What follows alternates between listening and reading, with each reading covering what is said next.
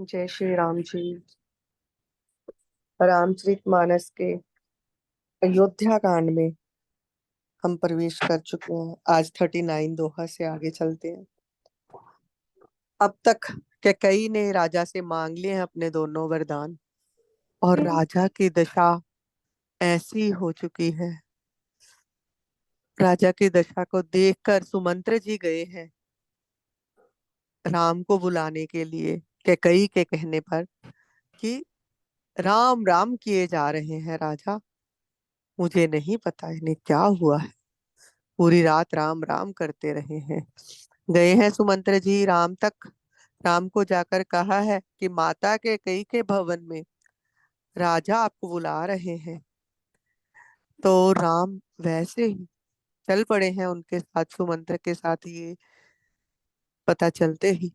और रास्ते में जो सब लोग हैं वो देख रहे हैं कि राम को तो आज राज तिलक मिलना है, तो बिना लवाजे के तो इनको जाना नहीं चाहिए था। तो ये ऐसे ही सुबह सुबह कहाँ चल दिए।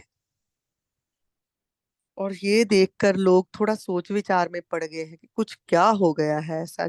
आइए आगे जानते हैं क्या हुआ। हाँ जी। सुकहि अधर जरई सब अंगु, मनहु दीन मनहीन भुअंगु। सरुष समीप दीखि कैकेयी, मानहु मीचु घरीन गनि लेई। करुणामय मृदु राम सुभाऊ, प्रथम दीख दुख सुना न काऊ।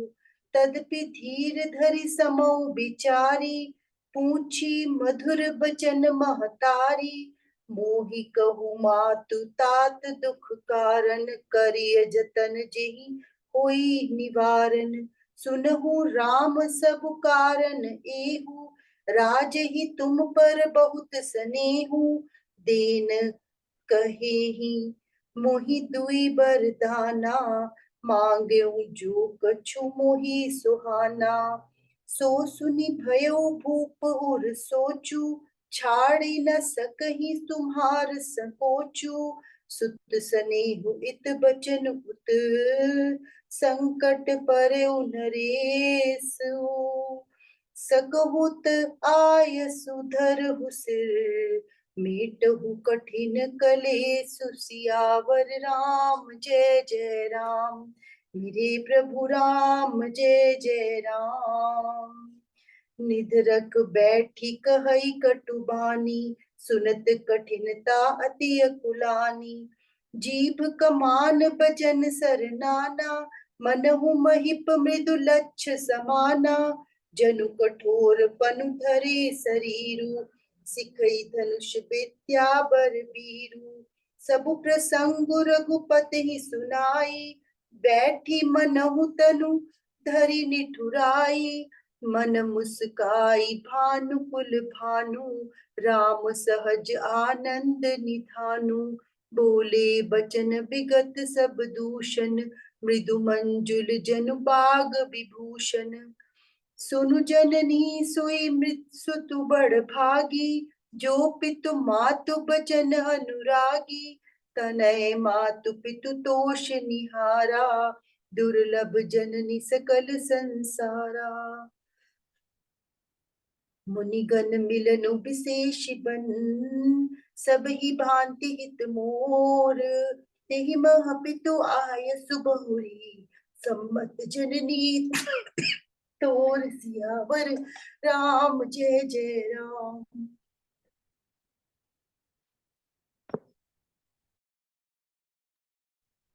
रामचंद्र जी आए हैं कैकई के महल में। और जब कोप भवन का तो उनको अभी तक कोई जानकारी ही नहीं, कभी देखा ही नहीं ऐसा है। और ऐसी दशा में तो राजा को या रानी को कभी नहीं देखा है। देख रहे हैं राजा को आकर, ऐसे पड़े हुए हैं जैसे बूढ़ा गजराज सहम कर गिरा पड़ा हो सामने किसी सिंहनी को देखकर। राजा के ओंठ सूख रहे हैं, सारा शरीर जल रहा है, और ऐसा लग रहा है जैसे कोई सांप हो और उसकी मनी छीन ली गई हो। और पास में ही क्रोध से भरी हुई कैकई है, जैसे साक्षात मृत्यु ही बैठी हो और राजा के जीवन की अंतिम घड़ियां गिन रही हो। और श्री रामचंद्र जी तो स्वभाव से ही कोमल है, करुणामय है, और पहली बार ऐसा दुख देखा है। कभी ना देखा था, ना कभी ऐसा दुख सुना था कि ऐसा दुख भी होता है। तो समझ में नहीं आ रहा कि क्या कहूं, ये क्या हो रहा है। उन्हें तो पता ही नहीं चल रहा और सोच रहे हैं क्या बोलूं। फिर थोड़ा धीरज धरकर बड़े मीठे वचनों से माता के कई से कहते हैं, माँ, ये क्या हुआ है, पिताजी की ऐसी हालत क्यों है? बताओ, क्या दुख व्याप्त हुआ है पिताजी को? तो मैं, अगर मेरा कोई यत्न करने से पिता का दुख दूर होता है तो मैं वह यत्न करने के लिए तैयार हूँ। अब क्या कई ने चीज सुना है तो बस सोचा कि अब तो मेरे मन की हो गई, और कहती है, हे राम, तुम ही कारण हो राजा के दुख के, कोई और कारण नहीं है। तुम्हारे साथ जो प्रेम है राजा का, वही राजा के दुख का हेतु है। तुम मुझे, राजा ने किसी समय बोला था कि तुझे 2 वरदान दूंगा, और आज मैंने अपने वो 2 वरदान मांगे हैं। तो यही सुनकर राजा जो है सोच के अधीन हो गए हैं, और तुम्हारा संकोच छोड़ ही नहीं पा रहे। इधर तो तुम्हारा स्नेह है, और दूसरी और प्रतिज्ञा है। अगर प्रतिज्ञा त्यागते हैं तो वो भी धर्म संकट में पड़ गए हैं ना, कि प्रतिज्ञा को छोड़ू या पुत्र को छोड़ दूं। और तुम्हारी इच्छा है, तुम देखो तुम क्या कर सकते हो।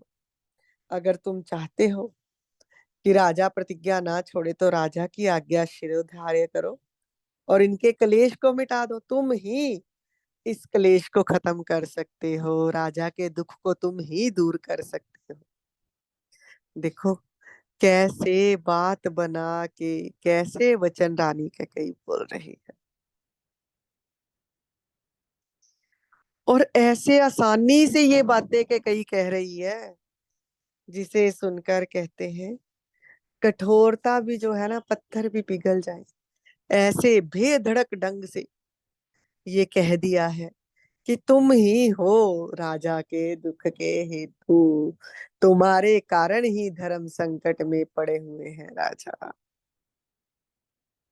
लग रहा है कि कई की जीभ धनुष है, वचन बहुत से तीर हैं, और राजा जो है वो कैकई के कोमल निशाने पर है। इस सारे साज सामान के साथ मानो जो है कठोरपन ही है जो श्रेष्ठ शरीर का, वीर का शरीर धारण करके धनुष विद्या सीख रहा है। और श्री रघुनाथ जी को ये सब कहकर कैकई चुप कर गई है।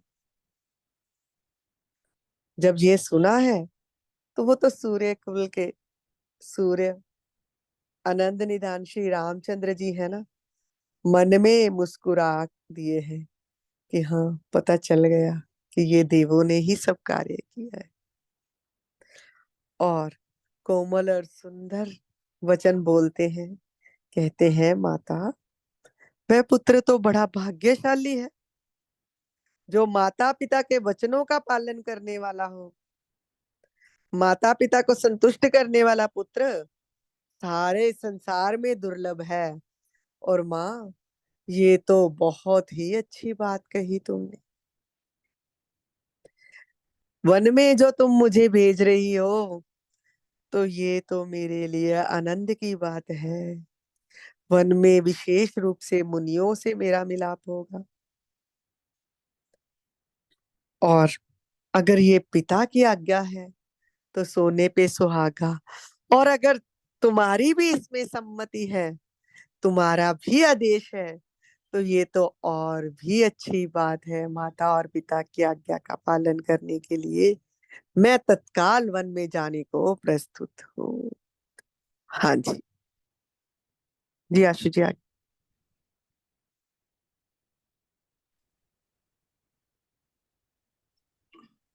रहसी रानी राम रुख पाई, बोली कपट स्नेहु जनाई।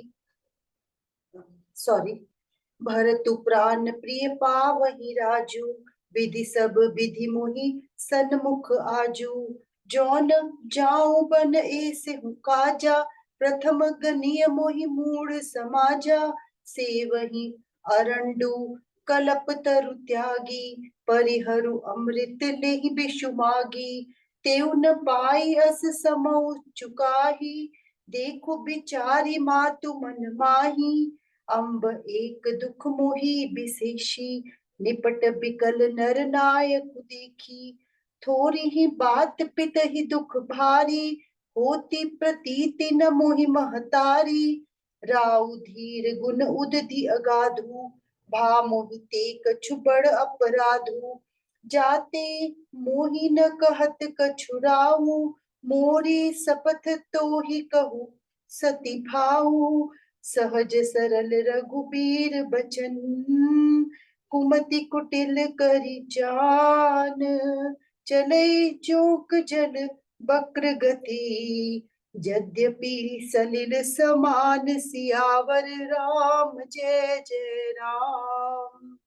रहसी रानी राम रुख पाई, बोली कपट स्नेहु जनाई। सपथ तुम्हार भरत कै आना, हेतु न दूसर मैं कछु जाना। तुम अपराध जोगु नहीं ताता, जननी जनक बंधु सुख दाता। राम सत्य सब जो कछु कहूँ, तुम पितु मातु बचन रत अहूँ। पित ही बुझाई कहूँ बलि सोई, चौथे पन जेहि अज सुन होई। तुम सम सुवन सुकृत जेहि दीन्हे, उचित न तासु निरादर कीन्हे। लागहि कुमख बचन शुभ कैसे, मगह गयादिक तीरथ जैसे। राम ही मातु बचन सब भाए, जिमि सुर सरिगत सलिल सुहाए। गई मूर्छा राम ही सुमिरी, नृप फिर करवट लीन। सचिव राम आगमन कही, विनय समय सम कीन। सियावर राम जय जय राम, मेरे प्रभु राम जय जय राम। अब राजा जो है, देख रहे हैं ना, राजा मूर्छित पड़े हुए हैं और राम जो है देख रहे हैं और फिर से माता से कहते हैं कि माँ, अगर तुम्हारी ये आज्ञा है, पिता का ये आदेश है, तो मैं तो वन जाने के लिए तत्पर हूँ। और प्राण प्रिय भरत राजा होंगे, तो ये तो सुनकर मुझे अत्यंत प्रसन्नता हो रही है। विधाता तो जो है सभी तरह से मुझे लग रहा है मेरे अनुकूल ही है।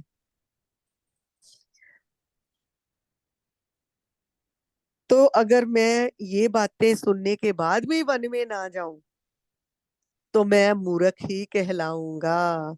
पिता की आज्ञा नहीं मानू, जा और बातें नहीं मानू और वन में नहीं जाऊं, तो मुझ जैसा मूर्ख कौन होगा। जो मूर्ख ही है वो कल्प वृक्ष को छोड़कर रींड की सेवा करते हैं और अमृत त्याग कर विष मांग लेते हैं। और हे माता, तुम मन में विचार कर देखो, वह महामूर्ख भी ऐसा मौका पाकर कभी न चूकेंगे। और मैं मूर्ख नहीं हूं, इसीलिए तुम्हारी इस आज्ञा का मैं पालन जरूर करूंगा। पर मुझे एक बात समझ में नहीं आ रही। अब राम जहां पर कहते हैं, मुझे एक दुख लग रहा है कि महाराज इसमें इतना व्याकुल क्यों है, ऐसे क्यों लेटे, ऐसा क्या दुख व्यापत हो गया कि महाराज जो है ऐसे धरा पर पड़े हुए हैं। और मुझे लग रहा है मुझसे कोई अपराध हुआ है क्या, जिसके कारण पिताजी को इतना दुख हुआ है। तुम्हें मेरी सौगंध है माता, तुम मुझे सब सच सच कहो। जब ये कहा है ना राम ने, तो अब कैकई जो है वो तो इस समय जो है उसकी बुद्धि भ्रष्ट हो चुकी है। और वो सोच रही है कि जानबूझकर ऐसा बोल रहा है, कहीं ना कहीं पर ऐसी बात लगी भी है। और फिर से एकदम से संभले, नहीं, राम का तो स्वभाव ही सरल है, उसका टेढ़ा स्वभाव तो है नहीं। तो देखा है कि अच्छा राम तो वन में जाने को उत्सुक है, मन गया है, मान रहा है। तो कपट पूरन स्नेह दिखाया है और कहती है, देखो इतना प्रेम है कैकई का राम के प्रति। यहाँ पर तुलसीदास जी दिखा दिखा भी रहे हैं कि क्या कहा है, तुम्हारी शपथ और भरत की सौगंध है। हर जगह पर कभी भी कोई भी बात होती है तो पहले राम और फिर भरत का नाम लेने वाली कैकई की कैसी बुद्धि भ्रष्ट हुई है, ये मेरी समझ में नहीं आ रहा। क्योंकि जहां पर भी अब तक हमने जितना भी रामचरितमानस में पढ़ा है, पहले भी जब बात आती है, मंथरा आई है, तो तब भी कैकई ने मेरे राम कुशल तो है, ऐसा ही पूछा है। और अब राम ने पूछा है कि माँ मेरे से कोई अपराध हुआ है, तो तब भी सौगंध किसकी ले रही है, पहले राम का नाम ही जीवा पर आया है और भरत का नाम बाद में आया है। कहती है, तुम्हारी शपथ और भरत की सौगंध, मुझे राजा के दुख का कोई दूसरा कारण पता ही नहीं है।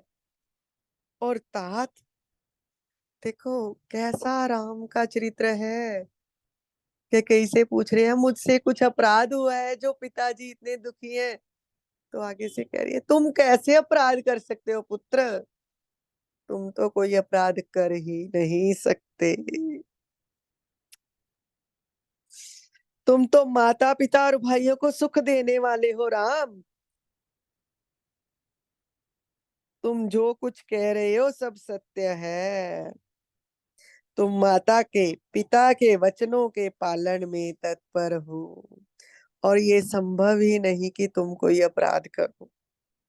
मैं बलिहारी जाती हूँ तुम पर तुम पिता को ये समझाओ जिससे बुढ़ापे में इनका अपयश ना हो।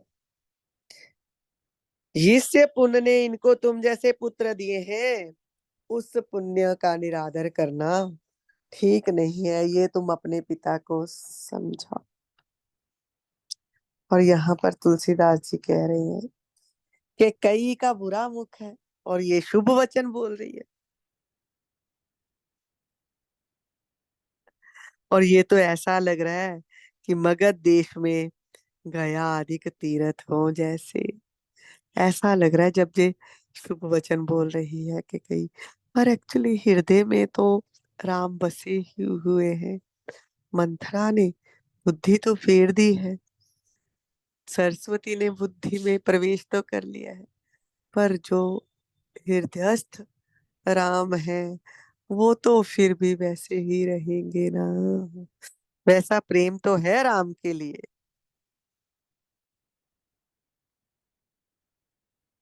श्री रामचंद्र जी को तो पर वह वचन जो है कि कई के अच्छे ही लग रहे हैं। जैसे गंगा जी में जाकर जल शुभ और सुंदर हो जाते हैं।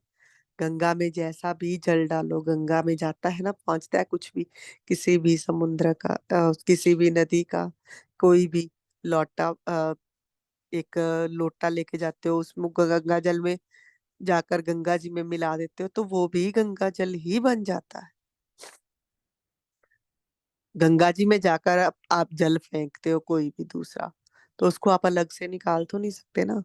तो इतने बड़े गंगा जल में जाकर वो भी गंगा जल ही बन जाता। तो वैसे ही रामचंद्र जी तक जब ये दुर्वचन भी उसके पहुंच रहे हैं ना कई के, तो उनको ये शुभ वचन ही लग रहे हैं। अब थोड़ा सा राजा की मूर्छा दूर हुई है, प्रभु आ गए हैं ना, राम आ गए हैं, पुत्र आ गया है, तो उसके जो है कुछ ना कुछ पॉजिटिव वेव्स पहुंची हैं, जहाँ कानों में शायद राम का कोई शब्द पड़ा है। तो हा राम कहते हुए करवट बदली है। जब करवट बदली है तो एकदम से सुमंत्रा ने देखा है राजा ने करवट बदली और फटाफट बोल दिया, महाराज, राम आए हैं। और क्या कहते हैं राजा दशरथ जब सुनते हैं कि राम आ गए हैं?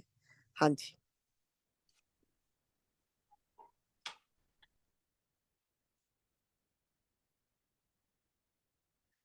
अवनीप अग्नि राम पग धारे, धरि धीरज तब नयन उघारे, सचिव संभारी राव बैठारे, चरण परत नृप राम निहारे, लिए स्नेह बिकल उर लाई, गए मनि मनहु फनिक फिर पाई, राम ही चितई रहउ नर नाहु, चला बिलोचन जारी प्रबाहु, शोक बिबस कछु कहे न पारा, हृदय लगावत बार ही पारा, बिधहि मनाव राउ मन माही, जेहि रघुनाथ न कानन चाही, सुमिरि महेश ही कहई न होरी, बिनती सुनहु सदा शिव मोरी, आशुतोष तुम अवधर दानी, आरती हरहु दीन जनु जानी, तुम प्रेरक सबके हृदय, सोमति राम ही देहु, बचन मोर तजि रहि घर, परिहरि सील सनेहु सियावर, राम जय जय राम। अजसु हो जग सुज सुन साऊ, नरक परो बरु सुरपुर जाऊ, सब दुख दुसह सहा बहु मोही, लोचन ओट राम जनु होही, असमन गुनई राव नहीं बोला, पीपर पात सरिस मन डोला, रघुपति पित ही प्रेम बस जानी, पुनि कछु कहहि मातु अनुमानी, देश काल अवसर अनुसारी, बोले बचन विनीत बिचारी, तात कहूँ कछु करूँ डिठाई, अनुचित क्षमब जानि लरिकाई, अति लघु बात लागी दुख पावा, काहू न मोहि कही प्रथम जनावा, देखी गोसाई ही पूछ्यू माता, सुनी प्रसंग भय शीतल गाता, मंगल समय स्नेह बस, सोच परिहरि तात,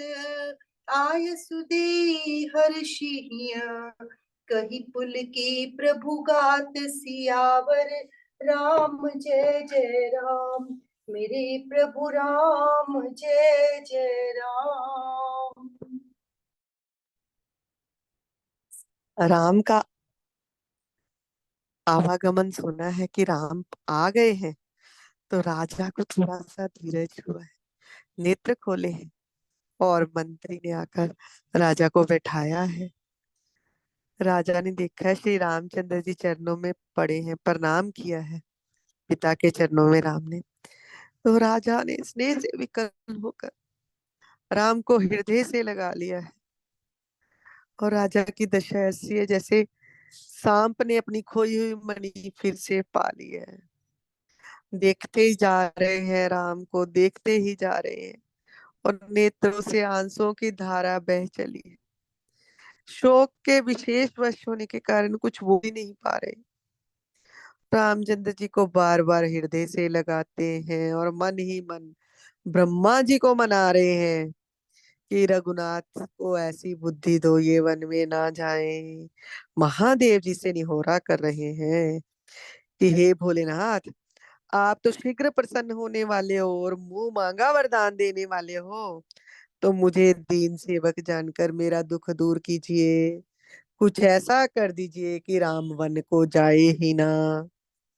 आप प्रेरक रूप से सबके हृदय में विराजमान हैं, और आप श्री रामचंद्र जी को ऐसी बुद्धि दे दीजिए कि वह मेरे वचनों को त्याग दें और घर में ही रह जाएं।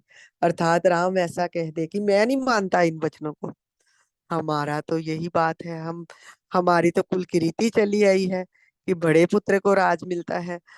और राम ये बात कह दे कि मैं इन वचनों को कैकेयी के जहाँ पिता के वचनों के लिए मैं वन में नहीं जाऊंगा, मैं अपना राजपाट ही संभालूंगा, ये बातें ये मांग रहे हैं राजा दशरथ भोलेनाथ से। और फिर कह रहे हैं, जगत में चाहे अपयश हो, चाहे मेरा यश सारा नष्ट हो जाए, चाहे मैं नरक में गिर जाऊं या स्वर्ग में चले जाऊं, पर श्री रामचंद्र जी जो है मेरी आंखों के सामने ही रहे प्रभु। ऐसा ही हो, ऐसा कुछ ना होता कि मेरे उससे निकल जाऊं कहीं। राजा मन ही मन इस प्रकार विचार कर रहे हैं, बोलते नहीं। उनका मन जो है पीपल के पत्ते की तरह डोल रहा है।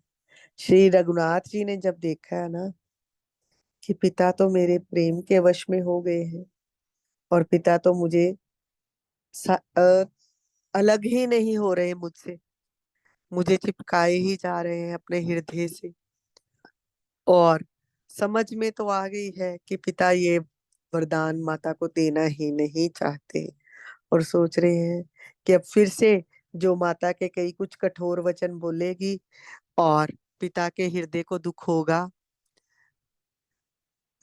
तो इसीलिए खुद ही कह देते हैं कि तात, मैं कह तो रहा हूँ, ये दृढ़ता है मेरी कि मैं ऐसा बोल रहा हूँ, पर मुझे मेरी ये बाल्यावस्था समझकर मुझे क्षमा कीजिएगा जो मुझे ये बोलना पड़ रहा है। और इतनी छोटी सी बात के लिए आप इतने दुखी हो रहे हो? क्या मांगा है माँ ने? कुछ नहीं मांगा है। ये तो मेरे लिए प्रसन्नता की बात है कि मैं वन में जाऊं, तो आप इस बात के लिए दुखी हो? पहले से ही मुझे बता देते तो मैं तो पहले ही वन जाने को उत्सुक हो जाता। और आपको इस दशा में देखकर जब मैंने माता से पूछा है, तो उन्होंने ये बात बताई है कि तुम्हारे वन में जाने के बात को लेकर ही राजा दुखी हैं। तो ये अब सारा प्रसंग जब उनसे सुना है, तो मैं प्रसन्न हो गया हूँ। वन में जाना तो मेरे लिए प्रसन्नता की बात है। इस मंगल के समय स्नेहवश होकर सोचना छोड़ दीजिए, हृदय में प्रसन्न होकर मुझे आज्ञा दीजिए, ये कह रहे हैं। और सभी अंग पुलकित हैं प्रभु के कि जय हो, अब मुझे वन में जाने को मैं मुनियों के पास जाकर रहूंगा। जरा भी हृदय में कहीं पर भी क्षोभ नहीं है, दुख नहीं है। यहाँ पर कैसे बताया गया है कि प्रभु प्रसन्न है, जब राज तिलक मिल रहा है तब थोड़े अप्रसन्न दिखे हैं। तब तुलसीदास जी ने जैसा लिखा था कि दुखी हैं, तब थोड़े दुखी थे कि चारों भाई इकट्ठे पैदा हुए और राज तिलक सिर्फ मेरा हो रहा है। और अब जब वन में जाने की आज्ञा मिली है, तो प्रसन्न है प्रभु, पुलकित हो चुके हैं सभी अंग। हाँ जी, चलिए, चले आगे। जी। धन्य जन्म जगती तलतासु, पितहि प्रमोद चरित सुनि जासु। चारि पदार्थ कर तल ताके, प्रिय पितु मातु प्राण सम जाके। आय सुपाली जन्म फल पाई, एहूँ बेगिहि हो रजाई। बिदा मातु सन आवऊ मागी, चलिहूँ बनहि बहुरी पग लागी। अस कही राम गवन तब कीन्हा, भूप शोक बस उतरु न दीन्हा। नगर व्यापी गई बात सुतीछी, छुअत चढ़ी जनु सब तन बीछी। सुनि भय बिकल सकल नर नारी, बेली बिटप जिमि देखी दवारी। जो जह सुनई धुनई सिर सोई, बड़ विषादु नहीं धीरज होई। मुख सुखाहि लोचन स्तुत वही, सो पुन हृदय समाई। मनहु करुण रस कट कही, उतरी अवध बजाई। सियावर राम जय जय राम। आज यहीं तक, यहीं तक करते हैं आज। अब रामचंद्र जी पिता को समझा रहे हैं, और फिर कहा है, उस पुत्र का तो पृथ्वी पर जन्म धन्य है, जिसके चरित्र सुनकर पिता को परम आनंद हो, जिसको माता पिता प्राणों के समान प्रिय है। ऐसे पुत्र के चारों पदार्थ अर्थ धर्म काम और मोक्ष हर समय मुट्ठी में रहते हैं। तो आपकी और माता की आज्ञा का मैं पालन करना चाहता हूँ, और ये आज्ञा पालन करके जन्म का फल पाकर मैं जल्दी ही लौट आऊंगा। कृपया आज्ञा दीजिए पिताजी, और मैं जाकर माता को शल्या से भी विदा मांग कर आता हूँ, और फिर वापस आकर आपको प्रणाम करके ही वन में चलूंगा। श्री रामचंद्र जी ने ऐसा कहा है, और इसलिए खुद ही कह दिया है कि अगर मैं ये नहीं कहूंगा तो कैकई कुछ ना कुछ ऐसे कठोर वचन कहेगी, पिता के हृदय को दुख होगा। और ऐसा कहकर रामचंद्र जी वहां से चल दिए हैं। राजा ऐसा शोक में डूबा हुआ है, उससे कोई उत्तर ही नहीं बन पा रहा, और मन ही मन प्रभु को मना रहा है कि कुछ ऐसा हो जाए कि मेरा पुत्र ये वन में नहीं जाए। और जब प्रभु वहां से निकलकर चल दिए हैं माता को शल्या की ओर, तो इतनी देर में ही सारे नगर भर में ये बात फैल गई। सुमंत्र जी बाहर आए हैं और आकर रोक दिया है सब कुछ कि अभी राज तिलक नहीं होगा। तो बात फैलते फैलते फैलते फैलते एकदम से सारे नगर में फैल गई, जैसे डंक मारते ही बिच्छू का विष सारे शरीर में चढ़ गया। और इस बात को सुनकर सभी व्याकुल हो गए थे, जैसे वन में आग लगी हो और बेल और वृक्ष मुरझाए जाते हैं। जो भी सुन रहा है वही अपना सिर पीटने लगता है कि हाँ विधाता, ये क्या हुआ। कहाँ पर तो राज तिलक मिलने वाला था और हम इतने प्रसन्न थे, और कहाँ अब ये खबर सुनने को मिल रही है कि प्रभु वन में जा रहे हैं। बड़ा विषाद है, धीरज नहीं बंध रहा, सबके मुख सूखे जा रहे हैं, आंखों से आंसू बह रहे हैं, और शोक हृदय में नहीं समाता। ऐसा लग रहा है करुणा रस की सेना ही जो है अवध पर डंका बजाकर उतर आई है, क्योंकि हर और आंसू बह रहे हैं। जिसको भी पता चल रहा है वही रोए जा रहा है। जय श्री राम जी। मेरे प्रिय राम जो है अब वन में चले जाएंगे।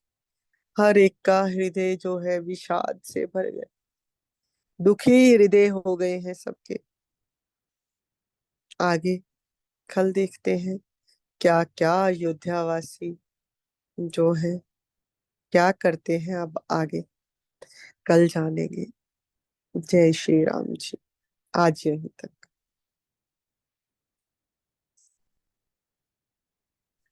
श्री मंगल राम। भवन अमंगल हारी, प्रभु सुदशरथ अजर बिहारी। जय सिया राम, जय सिया राम।